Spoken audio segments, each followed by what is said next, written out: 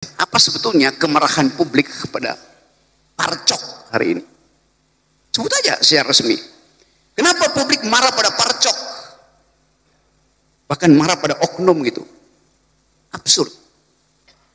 Kita coba lihat bagaimana sebetulnya proses yang kita sebut sebagai reformasi kepolisian.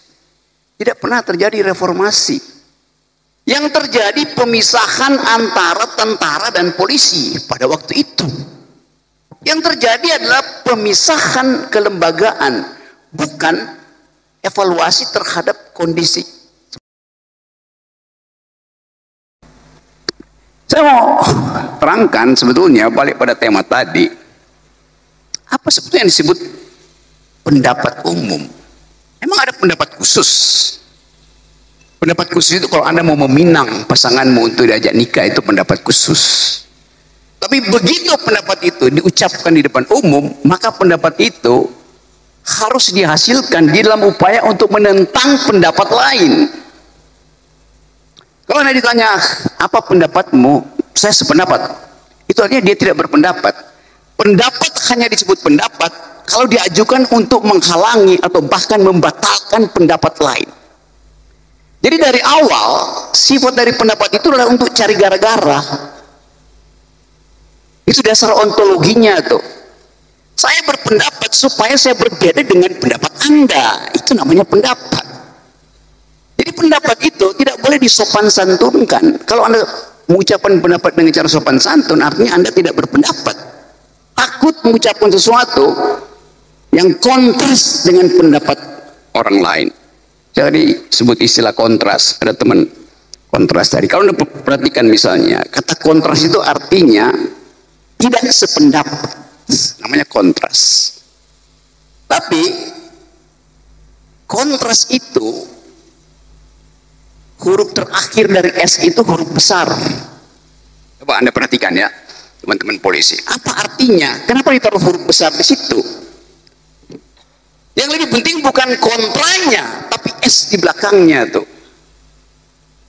Anda tahu nggak asal usul huruf S dibuat besar di situ? Karena pada waktu itu 98 ketika saya masih di LBH bersama Munir macam-macam, ada Buyung Nasution, kita ingin tunjukkan bagaimana pendapat itu harus diasumsikan sebagai pertentangan pikiran. Tetapi lebih dari itu, kata S itu artinya Soeharto. Jadi kontras itu kontra S, kontra Soeharto. Pada waktu itu kita selundupkan kemarahan kita dengan kata itu dan S di belakangnya besar. Jadi maksudnya jelas, kontra terhadap pendapat Soeharto, full stop. Gak ada keraguan kita katakan waktu itu. Kenapa? Karena moralnya ada pada kita, pada masyarakat sipil. Saya buka aja rahasianya itu, kenapa S-nya di belakang itu besar. Sekarang kontra S-nya apa? S-nya apa? Subianto, Sigit. Itu namanya hermeneutic of suspicion. Kita mencurigai sesuatu, kita takut mengucapkan itu, kita pakai bahasa simbol S-nya di situ. Mungkin kontra sekarang itu S adalah kontra saya, kontra siapa aja tuh. Jadi saya mulai dengan cara berpikir itu. Lalu kita lihat apa sebetulnya kemarahan publik kepada Parcok hari ini. Sebut aja secara resmi. Kenapa publik marah pada Parcok? Bahkan marah pada oknum gitu. Absurd. Kita coba lihat bagaimana sebetulnya proses yang kita sebut sebagai reformasi kepolisian. Tidak pernah terjadi reformasi. Yang terjadi pemisahan antara tentara dan polisi pada waktu itu. Yang terjadi adalah pemisahan kelembagaan, bukan evaluasi terhadap kondisi. Sebentar Bung Loki, Pak Waka, isi dan judul di luar tanggung jawab moderator ya.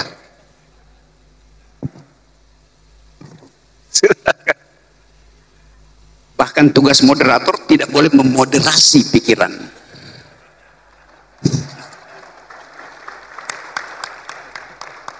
Tugas moderator hanya menjaga tata tertib, bukan menjaga pikiran. Ya udah, oke. Saya lanjut ya.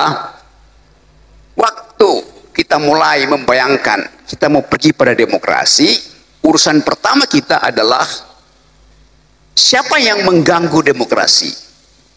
ABRI 98 yang mengganggu, menghalangi demokrasi. Siapa itu ABRI? Tentara dan polisi. Bayangkan misalnya, saya di YLBHI, setiap kali kita diskusi, orang dari Keramat 5 itu datang, masuk ke ruangan Adam Malik di YLBHI, dia berdiri di atas meja, naik di atas meja. Demi undang-undang saya batalkan, saya bubarkan diskusi ini. Pada waktu itu masih mengucapkan demi undang-undang. Pada waktu itu polisi masih sama dengan tentara. Saya tahu Kasat Reskrim apa waktu itu namanya adalah Tito Karnavian. Jadi saya kenal Pak Tito dari awal. Tetapi pada waktu itu pengenalan kita anggap bahwa institusi buruk, bukan personalnya yang buruk. Karena ada orang yang maki-maki Pak Tito. Hari maki-maki Tito. Kenapa? Tidak kita biasakan untuk mengevaluasi kondisi yang menyebabkan kepolisian sekarang itu dibenci oleh rakyat. Lalu kita dalami lahan-lahan. Waktu terjadi reformasi, polisi dipisahkan dari tentara, tentara disuruh balik ke barak, polisi betul-betul jadi aparat Kamtibnas. Tapi itu adalah reformasi.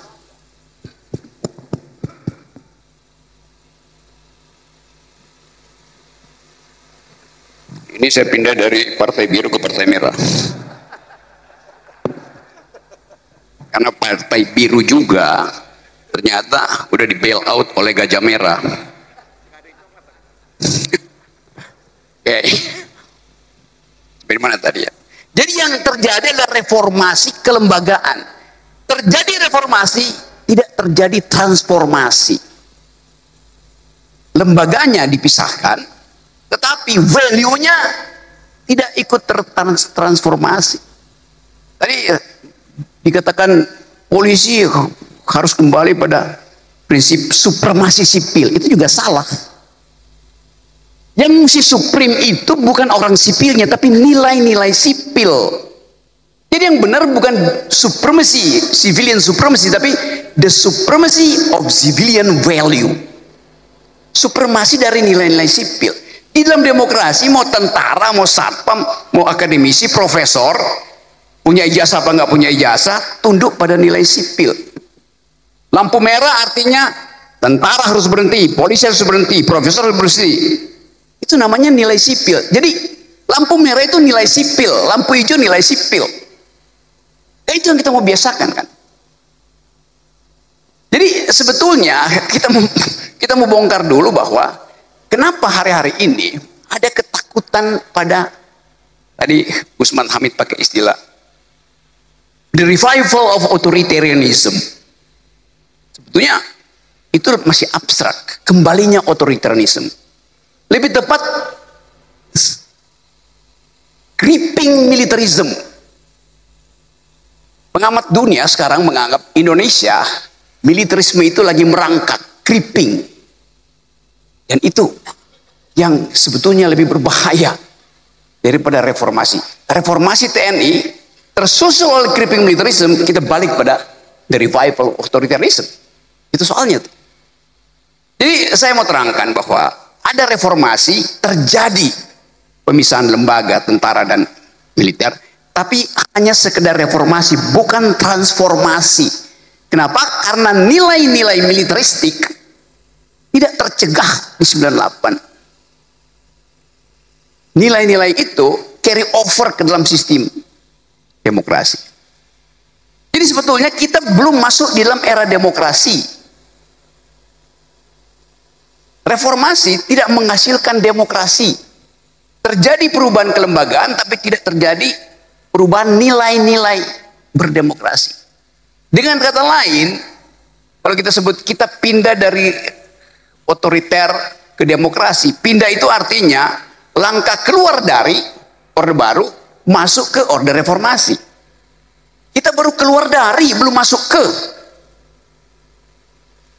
Lembaga-lembaganya lengkap, KPU ada, Parlemen ada, Mahkamah Konstitusi ada, DPR ada. Lembaganya lengkap, tapi pelembagaan belum berlangsung sempurna. Hanya itu yang mau kita pastikan.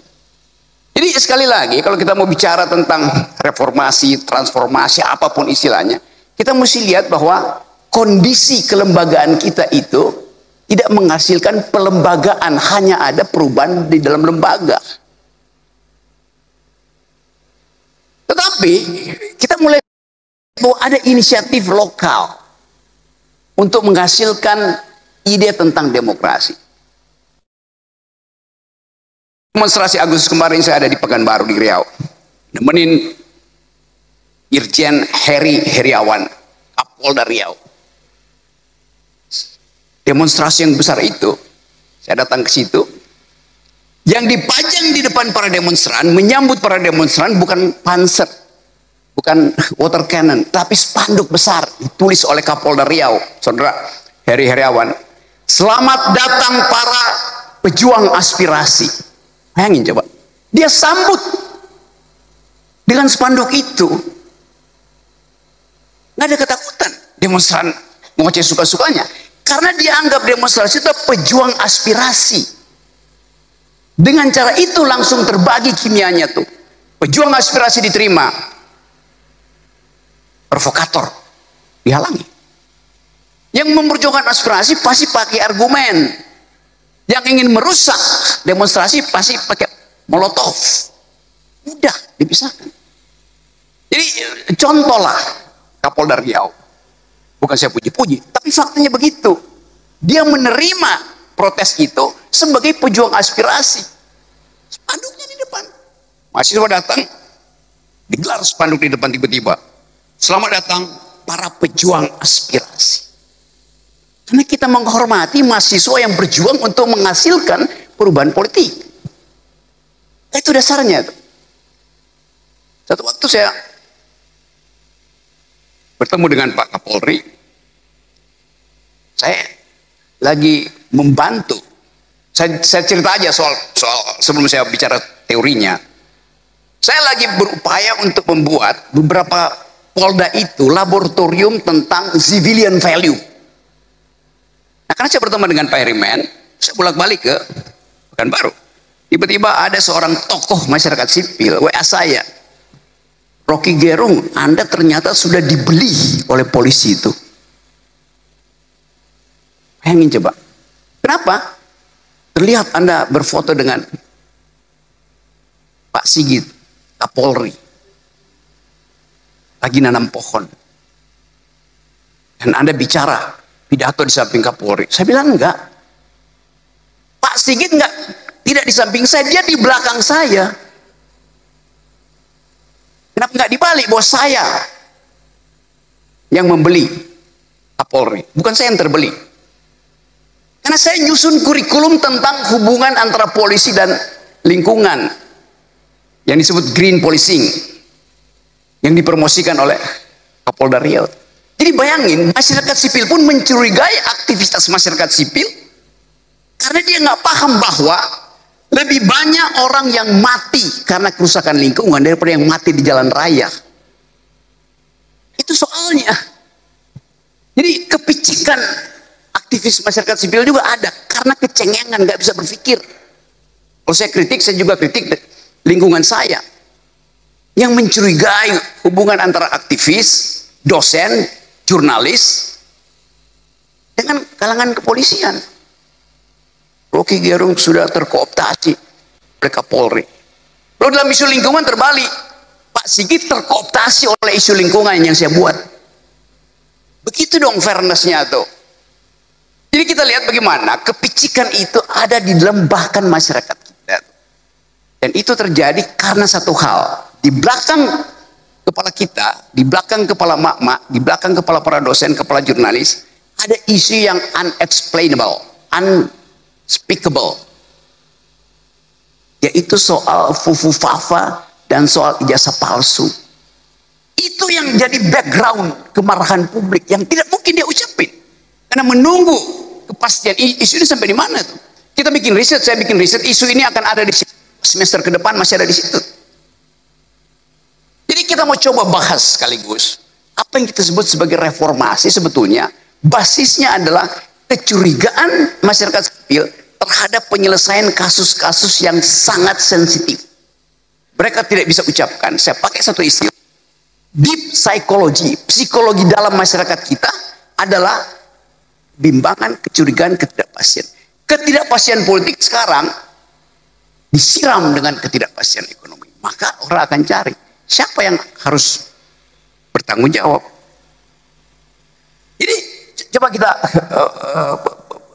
kita endapkan sebetulnya sebagai satu refleksi. Upaya untuk membenahi kepolisian adalah upaya untuk membenahi peradaban. Jalan raya itu bukan milik polisi, tapi tanpa polisi jalan raya berubah menjadi tempat brutalisme. Saya hindari istilah anarkisme tadi karena betul Usman, kata anarkisme itu adalah puncak tertinggi dari demokrasi itu. Kata anarkisme datang dari penggalan kata an dalam bahasa Greek, bahasa Yunani, dan arko. Arko artinya kepala, an artinya tanpa kepala. Demokrasi memang harusnya tanpa kepala karena kesetaraan. Tapi udah kata itu udah keburu dipakai. Kalau begitu saya nggak boleh lagi mengajar. Saya mengajar critical thinking di UI. Di dalamnya saya mengajar dua cara berpikir kritis. Satu Marxisme, dua anarkisme. Marxisme adalah kritik terhadap arogansi kapital. Anarkisme adalah kritik terhadap arogansi kekuasaan. Dua-duanya bermutu untuk menghasilkan demokrasi. Tapi kata itu udah mengalami pejorasi sehingga you anarki, you anarko. Loh itu kata yang bagus. Anda Marxis. Loh itu kata yang bagus. Karena diajarkan berpikir kritis itu. Membongkar ekonomi tanpa pengetahuan Marxisme nggak ada gunanya. Membongkar kekuasaan tanpa pengetahuan anarkisme nggak ada gunanya. Jadi itu pentingnya kita belajar bersama-sama di sini. Tapi itu hanya mungkin dilakukan kalau ada persahabatan antara polisi dan masyarakat sipil. Polisi membutuhkan organic partner yang organis. Partner yang ada dalam satu ekologi, yaitu masyarakat sipil. Tentara tidak memerlukan masyarakat sipil. Tentara hanya bekerja melalui komando. Polisi tidak begitu. Polisi dalam meritokrasi, fungsi mendahului komando. Sebaliknya, dalam militer, fungsi itu disebabkan karena ada hierarki komando. Polisi fungsi mendahului komando. Yes. Bisa jelaskan mungkin Bung Rocky? Anda kalau punya poin, pangkatmu itu 3 balak, bisa bertengkar dengan yang 3 bintang, supaya terlihat betul-betul penguasaan tentang situasi. Reserse yang diperiksa teroris itu boleh kasih poin menentang pendapat dari komandannya. Kan begitu Pak. Tapi kita nggak mungkin begitu. Kalau sudah kan prinsip military efisiensi, bila Anda telah membidik, jangan ragu. Kalau masih ragu, tarik picunya. Polisi nggak bisa begitu. Di dalam polisi diskusi itu mesti berlangsung. Karena itu fungsi mendahului komando.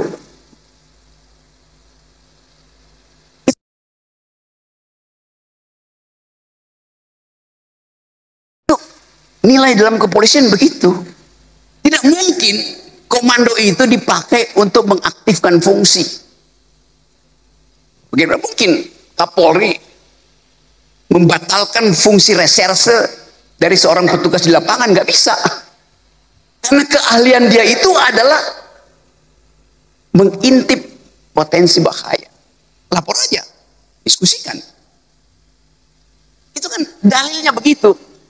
Karena kita sama-sama hidup di dalam satu iklim yang memungkinkan kita bertengkar di dalam sistem demokrasi. Kecuali kita hidup di dalam the republic of fear.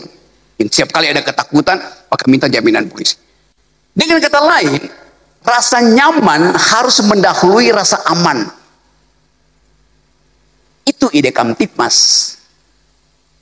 Saya merasa aman karena kampung saya di setiap gang ada satu kompi brimob. Memang saya rasa aman, tapi saya tidak merasa nyaman. Itu soalnya. Kalau keadaan perang, rasa aman harus mendahului rasa nyaman.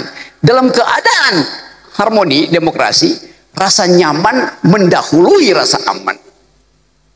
Dan itu tugas kepolisian. Nggak mungkin saya rasa aman kalau di mana-mana saya lihat ada Kopassus di situ. Nggak bisa, saya nggak akan aman karena saya tahu setiap saat dia bisa kokang senjata. Kayak kemarin kasus demonstrasi di Glodok itu, tentara berkeliaran di situ. Nggak ada yang rasa nyaman di situ. Rasa aman diproduksi karena saya tahu di belakang saya ada senjata. Rasa nyaman diproduksi karena saya tahu di belakang saya ada polisi. Kenapa? Saya bisa bercakap-cakap dengan polisi. Kenapa? Kita satu grammar. Polisi itu adalah masyarakat sipil yang dipersenjatai untuk melakukan tadi tindakan terakhir itu represi. Tapi sebelumnya diskresi polisi itu selebar demokrasi itu. Jadi bagus betul kita bicara di sini hanya untuk menerangkan bahwa negeri ini memerlukan dikembalikannya civilian value, nilai-nilai sipil, bukan orang sipil. Banyak orang sipil yang pikirannya militeristik kok, dan bisa lebih militer dari tentara itu. Tetapi demokrasi dan polisi hidup bersama dalam ekologi the supremacy of civilian value. Jadi itu yang menerangkan kenapa kalau kita tiba pada semacam keinginan bersama, kita akan katakan bahwa reformasi polisi itu sudah berlangsung pertama di dalam tahap pemisahan kelembagaan. Tahap kedua adalah transformasi nilai dari nilai-nilai yang militeristik di Orde Baru pergi pada nilai-nilai civilian value di era sekarang, era ketika seluruh nilai global itu mengalami turbulensi itu. Apa nilai baru sekarang? Nepalisme. Dan seluruh dunia akhirnya mengakui bahwa suara netizen bisa membatalkan suara parlemen. Ada problem dengan hak asasi manusia. Apakah anak muda Nepal yang mencemplungkan Perdana Menterinya ke dalam sungai, dia melanggar hak asasi manusia? Pasti dianggap melanggar. Tetapi bagi mereka yang tahu bahwa deprivasi tidak bisa lagi dikendalikan, mereka anggap saya tidak melanggar hak asasi manusia, hanya melanggar hak pencemaran sungai. Selamat datang Pak Kapolri, Jenderal Polisi Dr. Andes Listio Sigit Prabowo MSI. Ya karena silakan Pak Rocky. Ya, selamat datang Pak Sigit. Saya sudah sebut 4 kali nama Pak Sigit, dan saya tahu Pak Sigit akan tiba on time. Right at the time, Bung Rocky, Pak Kapolri. Okay. Saya lanjut lagi ya, bahwa saya baru pakai 4 menit, masih ada 8 menit. Jadi, waktu kita mengucapkan kata reformasi, sebetulnya itu terlambat. Yang kita perlu sekarang adalah istilah transformasi. Setelah lembaga polisi dan militer dipisahkan, sekarang nilai kesipilan itu kita transformasikan ke era ketika seluruh dunia mengalami, bahkan bukan lagi transformasi, tapi apa Pak Magdis istilahnya itu transvaluasi, kata Nietzsche. Transvaluasi. Orang Jerman bilang Umwertung aller Werte. Umwertung aller Werte. Betul? Ya, betul. Umwertung aller Werte. Transformasi semua nilai itu. Jadi sekali lagi, kepentingan kita dengan reformasi kepolisian ini dimulai dengan transvaluasi. Semua nilai kita bicarakan ulang. Karena bukan cuma di Indonesia terjadi transvaluasi nilai, seluruh dunia. Filipina, Nepal, Timor Leste, Italia, Prancis, semuanya ada dalam upaya untuk mencari nilai baru apa yang memungkinkan sejarah manusia itu dinaikkan 1 oktav tuh. Jadi sekali lagi saya anggap bahwa ini satu momentum bagus supaya kita tahu bahwa berpendapat itu diucapkan untuk berbeda, bukan untuk menyetujui. Pendapat saja disebut pendapat kalau ada yang menentang pendapatmu. Anda berpendapat tidak ada yang menentang, itu artinya Anda lagi berdoa. Doa tidak boleh ditentang, pendapat harus ditentang. Termasuk forum-forum akademis. Di tempat saya mengajar pun di UI itu yang ada feodalisme.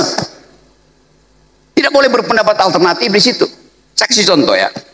Satu waktu saya diundang dalam satu presentasi upacara pengukuhan seorang doktor. Dan saya, sang promovendus, bukan promovendus karena dia perempuan, promovenda. Si perempuan ini selesai presentasi diuji oleh profesor biasa, penguji dan pembimbing. Pada waktu terjadi ujian, saya anggap pertanyaan penguji salah karena salah memahami konsep. Lalu saya angkat tangan. Saya bilang ada yang salah, saya mau bicara. Pemimpin sidang, Anda tidak bisa bicara. Loh kenapa? Anda bukan penguji dan Anda bukan pembimbing. Lalu siapa? Anda undangan. Hah? Sejak kapan satu forum akademis dibedakan antara penguji, pembimbing, dan undangan? Jadi saya datang ke situ diundang hanya untuk menyaksikan, toganya dipindahin dari kiri ke kanan. Kan dungu namanya.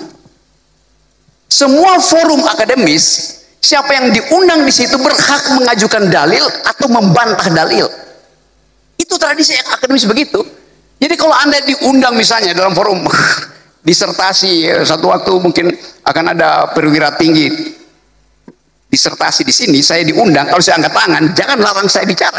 Karena Anda undang saya bukan untuk nonton seremoni, Anda undang saya untuk memperhatikan logik, metodologi, dan pembicaraan dari isi disertasi itu. Semua orang yang diundang dalam forum akademis berhak untuk membantah dalil akademis. Kita biasakan itu dari PTIK misalnya. Bukan cuma penguji yang berhak untuk bicara, siapapun yang ada di ruangan itu, dia adalah makhluk akademis. Dia mesti. Itu yang namanya kebebasan berpendapat. Supaya kita bisa, ujian paling bermutu itu ujian eksternal, bukan ujian internal. Sama seperti akuntansi. Akuntansi itu audit eksternal lebih bermutu daripada audit internal. Demikian juga kalangan kepolisian tuh. Audit masyarakat sipil terhadap kepolisian lebih bermutu daripada audit internal yang dilakukan oleh fungsi-fungsi keirjenan di sini. Nah, ini sebetulnya kita lagi audit eksternal. Tuh, itu intinya. Tetapi sekali lagi, audit di dalam urusan demokrasi harus basisnya argumen, bukan sentimen. Ngapain mengaudit polisi dengan sentimen? Auditlah dengan argumen. Force of the better argument, itu dasarnya. Jadi sekali lagi saya percaya bahwa pertemuan kita di sini untuk mengaudit kepolisian dengan dua prinsip. Satu, sudahkah kepolisian menyempurnakan proses reformasi dengan mentransvaluasi nilai-nilai di dalam dirinya sendiri? Apa nilai polisi? The supremacy of civilian value. Itu yang pertama. Yang kedua, di dalam keadaan global politics yang betul-betul turbulen, kepolisian lebih mampu untuk menghasilkan pikiran-pikiran akademis daripada lembaga yang lain. Karena dunia yang berubah ini memerlukan pendekatan akademis akhirnya, bukan pendekatan komando. Kalau kita mau berdamai, kita mesti ajukan argumen perdamaian, bukan menambah senjata tuh. PBB dirancang untuk menghasilkan perdamaian setelah Perang Dunia Kedua. Maka kita semua, setiap bangsa kontribusi pada PBB supaya dana perdamaiannya bisa dipakai ketika ada konflik. Oke, sekarang kita hitung. PBB dana perdamaiannya 8 miliar dolar buat menjaga perdamaian. Tetapi dana militer sedunia hari ini 18 triliun dolar. Artinya pasti akan ada perang. Kenapa? Dana perlombaan senjata lebih besar 1000 kali lipat daripada dana perdamaian. Logiknya begitu. Jadi kalau kita produksi ide perdamaian, ide kesosialan manusia, ide yang dihasilkan oleh peradaban masyarakat sipil, Indonesia bisa jadi proponen pertama untuk mengatakan bahwa kami paham tentang imperialisme, kami paham tentang kekerasan, karena itu kami menginginkan ada perdamaian. melihatkan postur kepolisian mendahului postur militer. Nah, dunia menganggap bahwa hanya dengan postur kepolisian, junto postur masyarakat sipil, dimungkinkan percakapan tentang perdamaian itu bisa dihasilkan. Oh ya, tapi pemimpinnya militer, Pak Prabowo militer. Mari kita kepung Pak Prabowo itu dengan nilai-nilai sipil. Karena kemarin dia bicara di PBB dengan nilai-nilai sipil. Sementara seseorang yang datang dari tradisi sipil yang memimpin negara demokrasi terbesar Amerika pakai nilai-nilai militeristik. Kan di situ kontrasnya tuh. Jadi sekali lagi, negeri ini didirikan berdasarkan kemampuan berargumentasi. Para pendiri negeri ini, bangsa ini adalah mereka yang mampu berargumen secara akademis. Haji Agus Salim, nggak ada yang bisa lawan Haji Agus Salim kalau lagi bikin retorika. Nggak ada yang bisa lawan keterjaman Sultan Syahrir dalam diplomasi. Nggak ada yang bisa lawan Soekarno dalam upaya untuk mengingat-ingat sejarah kolonialisme. Nggak ada yang bisa lawan Natsir kalau mendalilkan hubungan antara Islam dan demokrasi. Negeri ini dihasilkan oleh kaum yang berpikir. Kenapa sekarang kita dikuasai oleh para buzzer? Itu masalahnya kan. Jadi sekali lagi saya mau ucapkan ini dengan lantang bahwa selamat datang kepolisian di wilayah supremasi nilai-nilai sipil. Inti dari nilai sipil adalah bertengkar. Pertengkaran itu memajukan pikiran. Tetapi sekali lagi tentu ada batas yang memang diatur undang-undang. Tapi jangan tambahkan keterangan lain pada undang-undang yang mengatur kebebasan berpendapat. Ada aturan tambahan. Iya, aturan itu harusnya membuat kebebasan berpendapat itu makin lama makin bagus, bukan makin lama makin tersingkir. Jadi sekali lagi, hanya ada satu lembaga yang mampu punya diskresi lebar demokrasi, yaitu kepolisian. Nah, diskresi itu yang memungkinkan saya bersahabat dengan Pak Sigit, bersahabat dengan Pak Herman, bersahabat dengan Pak Agus di sini dan semua, Pak Silitonga segala macam. Jadi demi percakapan akademis kita mungkin perbanyak pertemuan semacam ini di dalam lingkungan yang kita pastikan bahwa kita bisa mengembalikan persatuan Indonesia berdasarkan demokrasi, bukan berdasarkan feodalisme. Sekali lagi, selamat berjumpa dalam pertukaran pikiran, dan sekali lagi, pikiran yang dipertukarkan karena dia dipertentangkan. Pikiran hanya disebut pikiran kalau dia dibantah oleh pikiran yang lain. Terima kasih.